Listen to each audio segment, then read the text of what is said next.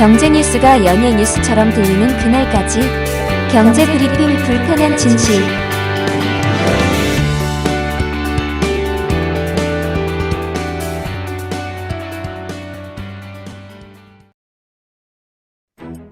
경제 브리핑 불편한 진실 1월 26일 브리핑 시작하겠습니다. 명절 테크란 말 들어보셨나요? 글쎄요. 요즘 명절 테크가 유행이라고 하더라고요. 이맘때쯤이면 많이들 하고 있대요. 이게 도대체 뭐냐? 명절 선물 플러스 재테크. 이걸 합친 신조어라고 합니다. 이 필요 없는 명절 선물을 중고거래로 대파는 거. 저희가 설 전에도 관련된 이야기 드렸었잖아요. 당근이나 중고나라 같은 데에서는 선물 중고거래가 많다. 이 얘기를 드렸었는데 설 이후에는 더 늘어난다는 거죠. 그래서 이런 일까지 있다는 거예요. 이 되팔기 쉬운 가공식품 같은 경우 있죠. 스팸이나 참치 이런 것들은요. 축구와 비슷하게 시세까지 형성하면서 지표로 불리고 있대요. 도대체 그게 뭔 얘기냐? 이 스팸 같은 경우에는 햄이잖아요. 햄스피. 그리고 참치 같은 경우에는 앞에 참자를 따가지고요. 참스피. 이렇게 불린다는 거예요. 코스피처럼 말이죠. 네. 그래서 평소에 100g당 1,500원에서 1,600원대에 거래되던 햄스피와 참스피 지수가요. 명절이면 공급이 늘어나면서 이게 1,300원까지 떨어지기도 한다. 이런 것들을 알려주는 그런 컨텐츠들도 있더라고요. 이런 얘기가 나오는 건 그만큼 거래가 많다는 얘기잖아요. 그런데 명절 테크할 때 주의할 것도 있다고 하더라고요. 그래서 그 얘기를 좀 드리고 싶어요.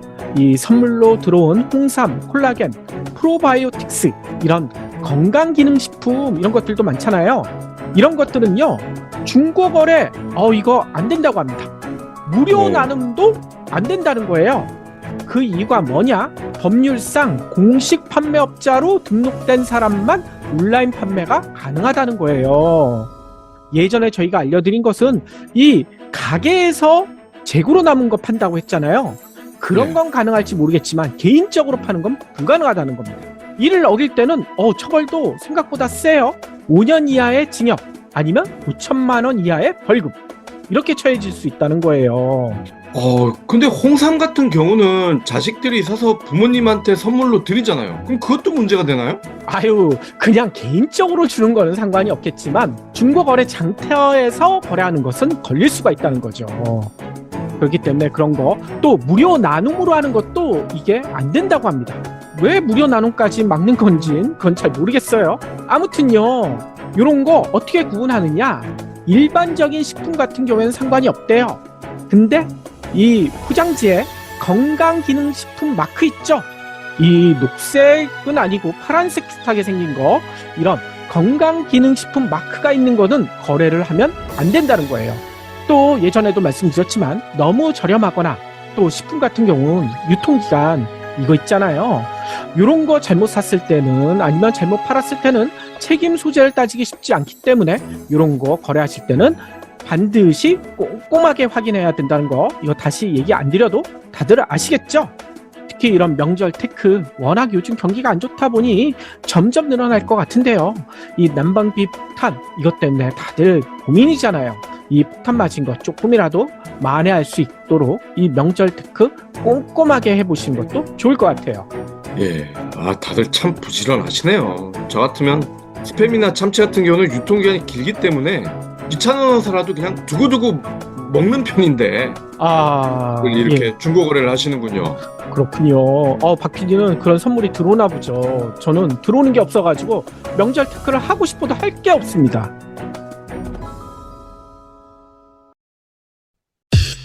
EPD의 픽.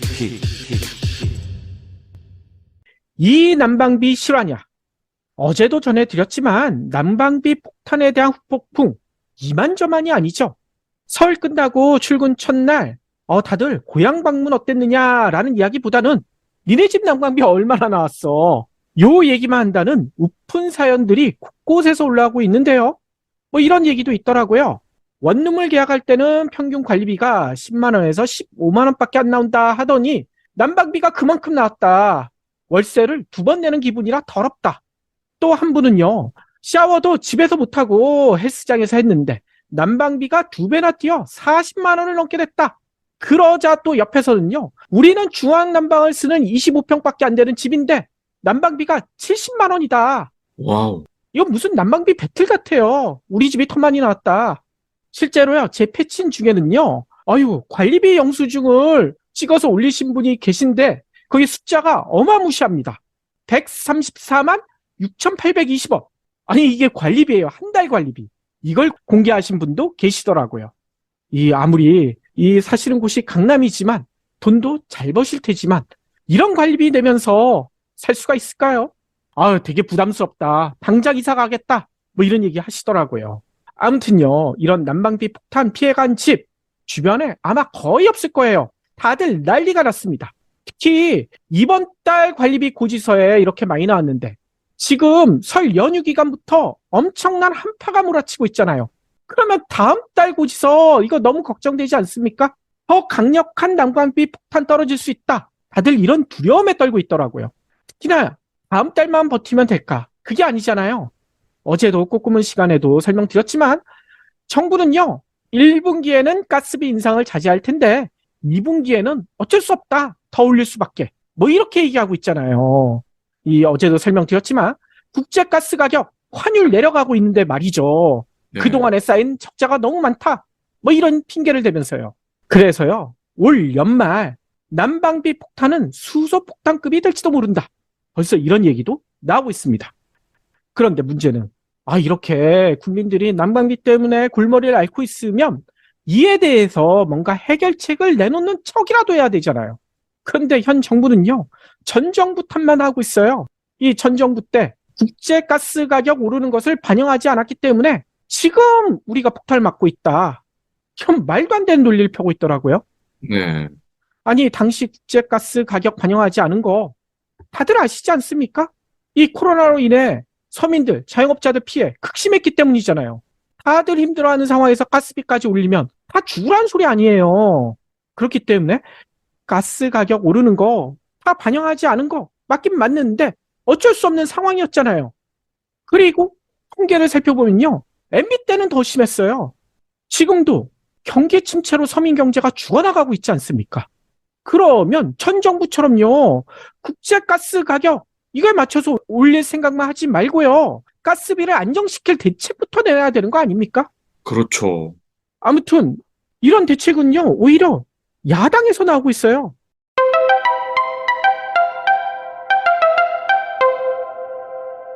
이재명 더불어민주당 대표 이런 얘기를 했어요. 정부의 소액 에너지 바우처 지원 예산 이거 어제도 잠깐 설명드렸는데요. 이 예산을 대폭 좀 늘리자. 그래서 취약계층 난방 지원을 신속하게 해줄 것을 정부에 요청하고 여당에도 협의해드린다. 이런 얘기를 했어요. 그러면서요. 최근 정유사들의 영업이익이 엄청 늘어나서 지금 성과급 잔치한다라는 얘기 많이 들리잖아요. 이재명 대표 그 얘기를 짚었습니다. 직원들에게 국민들이 쉽게 납득하기 어려울 만큼의 상여금을 지급하고 있다고 하는데 직원들에게 보수 많이 준 거 이건 권장할 만한 일이긴 하지만 과도한 정유사들의 영업이익은 유럽에서 채택하고 있는 횡재세만큼은 아니더라도 부담금 등을 통해 국민들의 고통을 조금이나마 상쇄해 주는데 쓰였으면 좋겠다. 이런 얘기를 하셨어요. 예. 정부에서 얘기해야 될 걸 이재명 대표가 얘기하고 있어요. 정말 이런 대책이라도 당장 시행해야 되지 않을까요? 해야 되는데 안 하고 있죠. 이 얘기가 나왔는데도 여당인 국민의힘은 뭔 얘기를 하고 있느냐? 또 전 정부 소환합니다. 문재인 정부의 탈원전 정책 때문에 지금 난방비 폭탄이 떨어지고 있다. 라는 되도 않는 논리를 지금 또 하고 있고요. 그러면서 이재명 대표가 제안했던 이 난방비 지원을 위해서 추경 예산을 편성하자. 뭐 이런 얘기에 대해선 이렇게 얘기를 해요. 또다시 재정을 포퓰리즘식으로 운영함으로써 부채가 급증하게 될 우려가 있다. 이거 뭔 얘기겠습니까? 사실상 거부한 거 아닙니까? 이 서민들 얼어 죽건 말건 추위에 떨건 말건 추경 예산 편성은 우리는 생각하지 않고 있다. 이 얘기잖아요. 그렇죠. 더 나아가 횡재세에 대해서는 아예 말도 안 하더라고요. 이런 방구도 안 합니다. 이 정부 그리고 여당 이러고 있으니 아무래도 올 겨울 그리고 내년 겨울에도 정부의 지원 없이 많은 국민들이 북극 한파를 온몸으로 막아야 할 것 같아요. 그래서인가 인터넷에서는 이게 인기더라고요. 어떻게든 국민들 살아남아야 하니까 난방비 절약 노하우, 어떻게 하면 가스값 줄일 수 있는지, 이 노하우가 엄청난 인기를 끌고 있다고 합니다. 조금이라도 가스 사용을 줄일 수 있는 방법들이 공유되고 있다는 거예요. 그런데 문제는요, 여기에 잘못된 내용들도 있다는 거죠. 자칫 이 인터넷에 돌아다니고 있는 가스비 절약, 난방비 절약 노하우, 이거 잘못 썼다가는 오히려 난방비 폭탄을 더 맞을 수가 있다는 거예요. 네. 그래서 오늘은요, 전문가들, 이 보일러 전문가들이 설명하는 난방비 다이어트의 허와 실, 제대로 된 팩트, 이거를 7가지를 알아보도록 하겠습니다. 그러면 첫 번째, 잘 안 쓰는 방 난방 밸브는 잠그는 게 나을까요?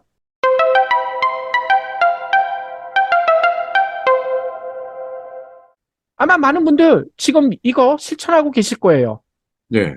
특히 아파트 또 빌라 뭐 이런 데는 주방 싱크대 밑에 난방 분배기가 설치돼 있잖아요. 이걸로 거실이나 안방 그리고 작은 방 이 각 밸브 잠글 수가 있죠. 그래서 가스 사용량을 조금이라도 줄이기 위해 옷방이라든지 그러면 안 쓰는 방, 이런 방, 자주 쓰지 않는 방의 밸브를 잠그는 경우가 많은데요. 결론을 얘기 드리자면 크게 도움이 되지 않는다고 합니다. 어허. 왜냐면요, 똑같이 1시간 동안 보일러를 가두겠는데 밸브가 5개 있을 때 그 중에 1개를 잠갔다고 해서 난방비가 덜 나오진 않는다는 거예요. 다만 이렇게 1개를 잠그게 되면요, 나머지 4개의 따뜻한 기운이 갈 거 아닙니까? 그래서 잠그지 않은 방이 더 빨리 따뜻해지는 효과는 있긴 하다고 합니다. 하지만요, 문제는요, 잠근 방의 온도는 냉골이 될 거 아니에요. 그러면 그 방에서 다른 방의 따뜻한 공기들, 따뜻한 기온을 뺏어갈 수가 있다는 거죠. 오히려 손해가 날 수가 있다는 겁니다. 그래서 전문가들은 이렇게 조언을 하세요. 잘 안 쓰는 방의 경우 완전히 잠그진 말고요, 70% 정도만 잠가라. 이렇게 조언을 하시더라고요. 그러면 잘 안 쓰는 방도 완전히 잠그지 않았기 때문에 어느 정도 온기를 유지할 수 있기 때문에 그 방의 열기를 빼앗기는 그런 게 줄어든다는 거죠. 또 한 가지, 분배기에서 가까운 방은 더 빨리 따뜻해진다고 합니다. 아무래도 그러겠죠. 그렇기 때문에 분배기에서 가까운 방의 밸브는 살짝 한 10% 정도 잠가 놓는 것도 집안 전체를 빨리 데우는데 효과적인 방법이라는 거예요. 이것도 실천해 보시면 가스비를 조금이나마 줄일 수 있다는 거죠. 그러면 두 번째, 요 얘기도 많이 들어보셨을 거예요. 수도꼭지 냉수 쪽으로 돌려놔라. 그래야 보일러 돌아가지 않는다.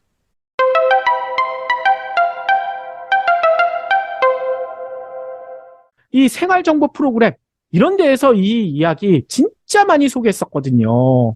저도 몇 번 봤던 기억이 있어요. 특히 전기가스 요금 절약의 달인이란 분들 나와가지고 이 수도꼭지를, 모든 집의 수도꼭지를 다 냉수 쪽으로 돌려놓더라고요. 그랬더니 진짜 보일러가 돌아가지 않아. 이러면서 가스비를 크게 줄일 수 있다. 그래서 저도 이거 실천하고 있거든요. 예. 근데 실망입니다. 이거 잘못된 정보래요. 이 달인들 뭡니까? 그 달인들 바이럴 마케팅 직원이군요. 뭐 이런 걸 바이럴 마케팅까지 할 이유는 없을 것 같은데 잘못 알고 계신 거래요. 뭐냐면요, 요즘 보일러는 좀 다르다는 거예요. 예전 보일러는 이럴 수도 있다고 합니다. 하지만 요즘 보일러는요, 수도꼭지가 온수방에 있다고 더 돌아가진 않는다고 해요. 다만 아무래도 수도꼭지가 온수 쪽에 있잖아요. 그럼 물을 처음 틀 때부터 온수가 나올 가능성이 있죠. 그러면 온수를 쓸 필요가 없는데도 온수 사용량이 늘어날 수가 있다는 겁니다. 그래서 난방비가 더 들긴 한데요. 따라서 이게 온수 쪽에 있건 냉수 쪽에 있건 냉수를 쓰실 때는 그냥 냉수 방향으로 그때 돌려가지고 쓰시는 것도 크게 문제가 안 된다는 거죠. 그리고 세 번째, 난방비 절약하기 위해서 예약 주기 기능, 이거 쓰시는 분들도 많거든요. 근데 이거 효과가 있을까요?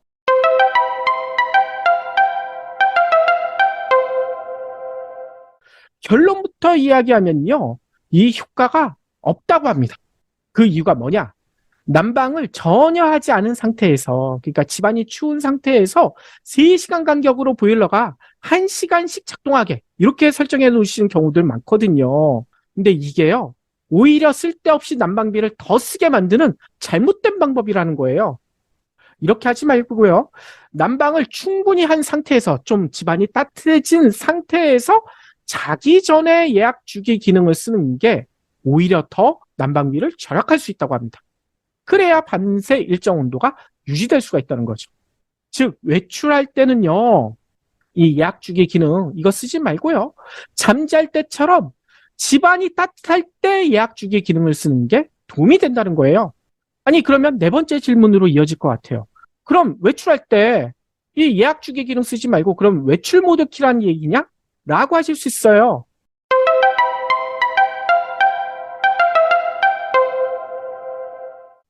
근데요, 이게요, 결론부터 이야기하면요, 외출 모드 되도록 사용하지 않는 게 난방비를 절약할 수 있다는 거예요.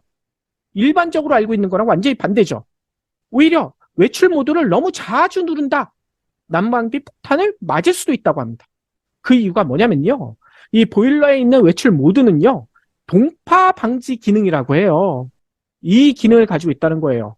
따라서 집안의 온도가 5도씨 이하로 떨어질 때까지는 이게 보일러를 가동되지 않게 만들어준다는 겁니다. 보일러를 꺼둔 상태나 마찬가지가 된다는 거예요. 따라서 잠시 외출하는데 외출 모드를 켜놓잖아요?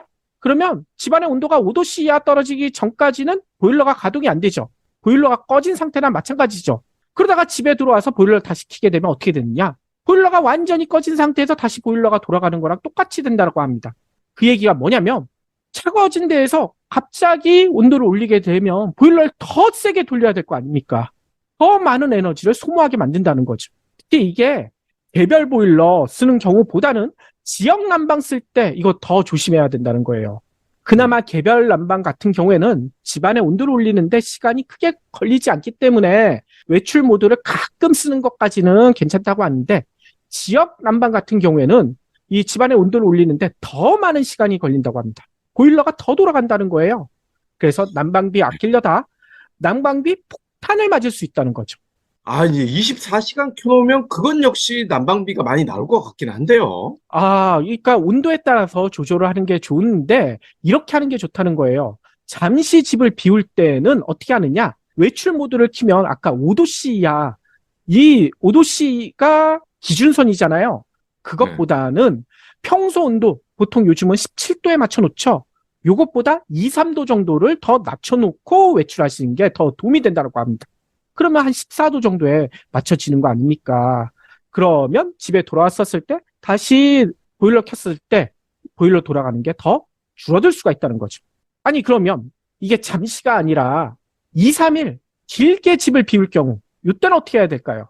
이때는 당연히 외출 모드를 켜놓는 게 좋다는 거예요. 아예 보일러를 꺼놓으시는 분들도 계시는데 이 보일러 꺼놨다가 이게 갑자기 요즘처럼 한파가 오게 되잖아요? 그러면 보일러는 물론이거니와 이 배관이 통파될 가능성도 있다는 겁니다. 가스비 아끼려다 돈이 더 들어간다는 거예요. 그렇기 때문에 한파가 심할 때는 보일러 완전히 끄는 거 이거 조심해야 된다는 거죠. 그럼 5번째, 추울수록 가습기 같이 돌려라 라는 이야기 많잖아요. 이건 어떨까요?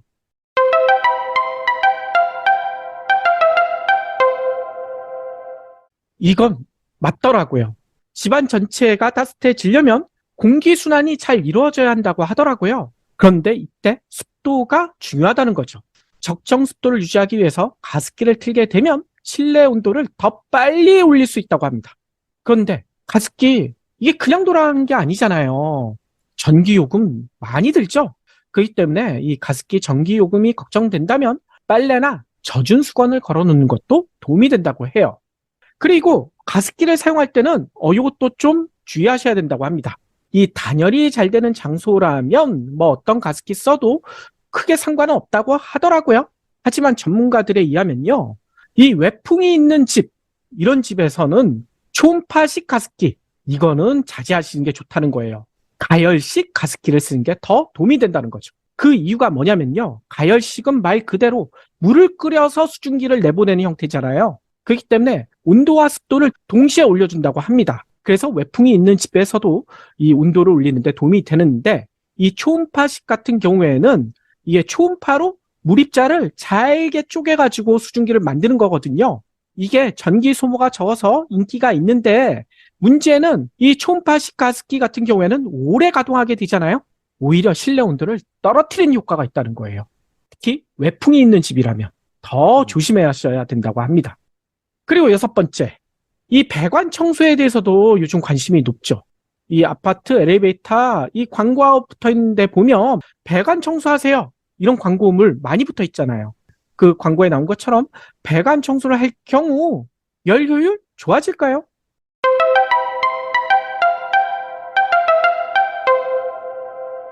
좋아질 것 같은데요? 맞습니다. 좋아지는 건 맞아요. 근데 문제는요. 이게 돈이잖아요. 이게 공짜로 되는 게 아니죠. 그리고 얼마나 자주 하는지 이것도 중요하다고 해요. 그래서 보일러 상태나 분배기 구조, 배관 상태 이런 것들을 종합적으로 고려해서 청소를 해야 할지 말아야 할지 요거를 판단 내려야 되는데 전문가의 상담을 받아보고 결정하는 게 가장 좋다고 합니다. 다만 지역 난방인 경우에는 유량이 적고 유속도 느리다고 해요. 그래서 이물질이 더 잘 낄 수 있기 때문에 10년 이상 된 아파트라면 2년에서 3년에 한 번은 배관 청소하는 게 보편적으로 좋다고 하더라고요. 그리고 가격은요, 업체마다 다르지만 생각보다 비싸요. 30평대 아파트 같은 경우에는 배관 청소하는데 20만 원 내.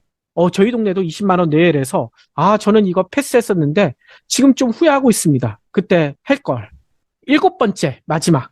뽁뽁이 붙이시는 분들 많잖아요. 이게 네. 정말 도움이 될까요?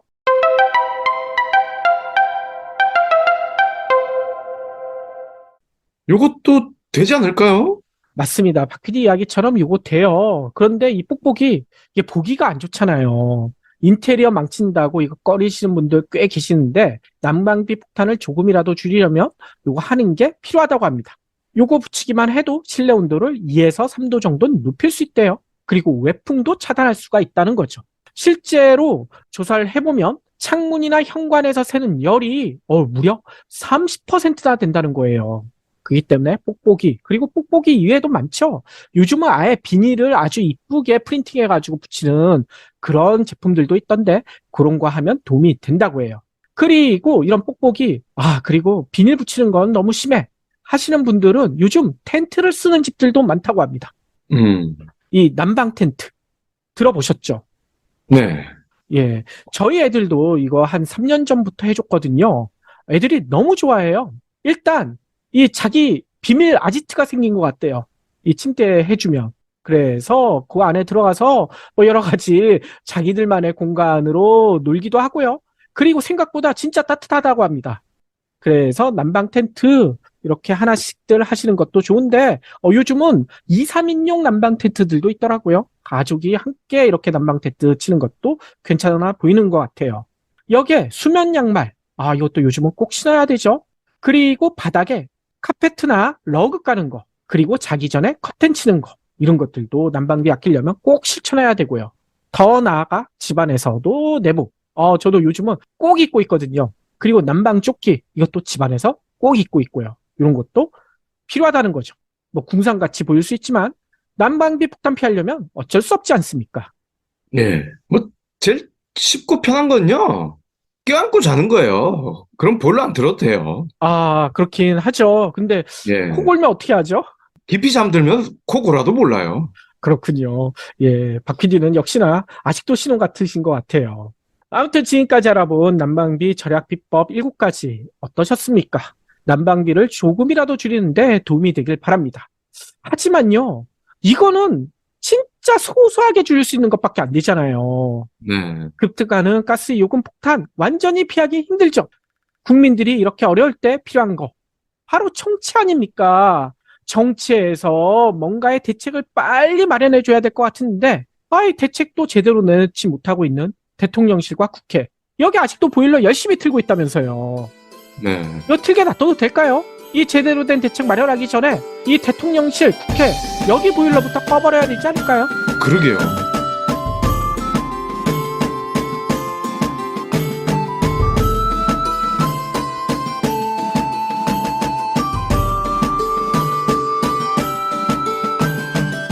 경불진 완주해주셔서 감사합니다. 하트 투척, 댓글 남기기, 링크 공유, 계좌 후원 등 경불진 두 PD에게 힘을 보태주세요. 더 좋은 내용으로 보답하겠습니다.